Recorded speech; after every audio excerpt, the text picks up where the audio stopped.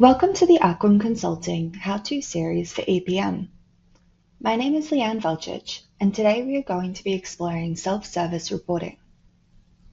This feature is a useful tool which allows users to extend their standard reports through creating flexible, ad hoc reports using their data.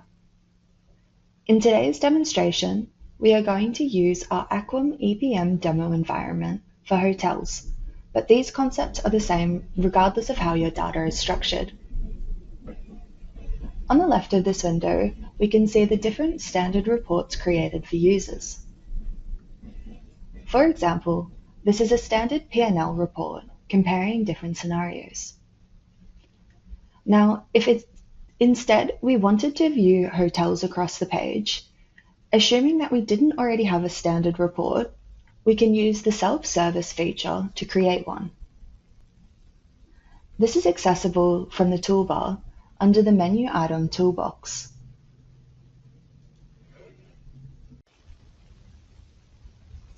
This page opens to the window where we begin to configure the structure of the report. On the left, there are different sections to populate the filters, columns, and rows. We know that in our example, we want our rows to show the accounts. So we can press the plus icon and scroll through the dimension list to make that selection. Once a dimension has been added to a section, we can click onto it and view a preview of how it will appear on the report in the right-hand section. By default, the element caption will be selected.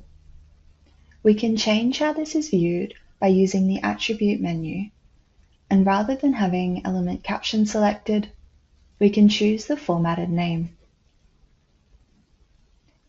We can also use this preview to explore the hierarchy and make any selections of elements that we want to appear directly, or through using the Actions option to select children or items underneath a specific level. Here, selecting elements under level 2 will choose the operating revenue and the expenses.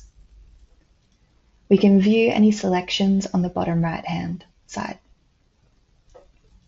We can then do the same thing for the columns to add the hotels into the report.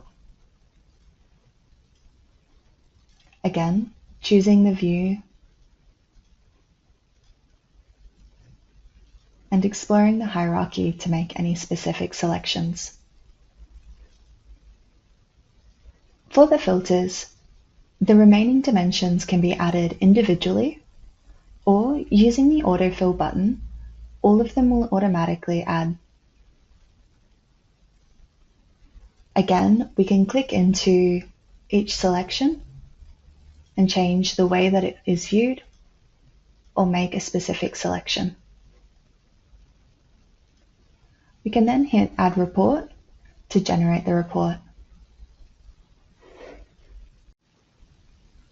We can now see our data based off the selections made. Using the Expand and Collapse buttons, we can drill down to view the data at an account level. We can also select an account, and using the toolbar that appears, zoom in to drill in to a hierarchy. Again, we can click onto the accounts and use the zoom out button on the same toolbar to return to the original selection. In the top left, we can drop down and see the filters that are being applied to the data. We can also update this here to drill in and view, for example, a specific month. In the top right, there are some additional options for the reports to do things like apply or remove a zero suppression, transpose the data, or export to an Excel workbook.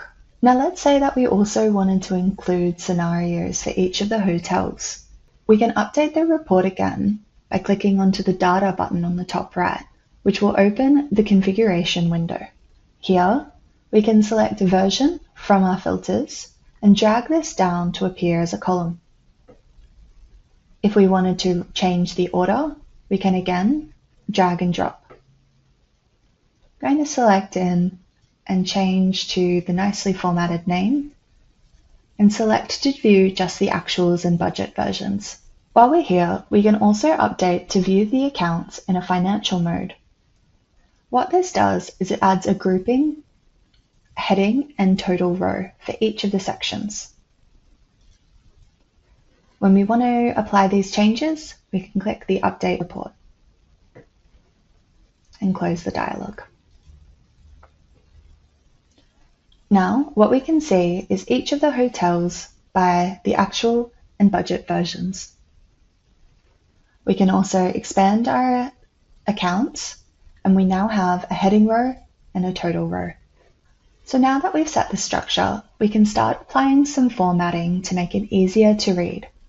Clicking onto an account, in the toolbar, we can drop down and apply any styles. These are 3 that I've already created, so I can apply the heading and the total row. I can also use the select to select the whole report and apply the standard. This format was pre-configured to just remove the decimals and apply a thousands separator. You can also make these as you're going, so if I wanted to be able to highlight specific accounts, I can, in the drop-down menu, hit New Style, and we open up a dialog here. I can name it, and going through the options to change how I want it to appear.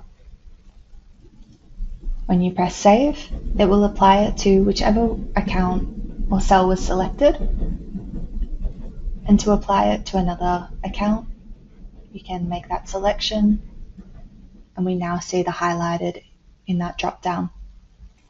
If this was a report that you would like to access again, you can save this as a dashboard pending permissions and view it in the top left.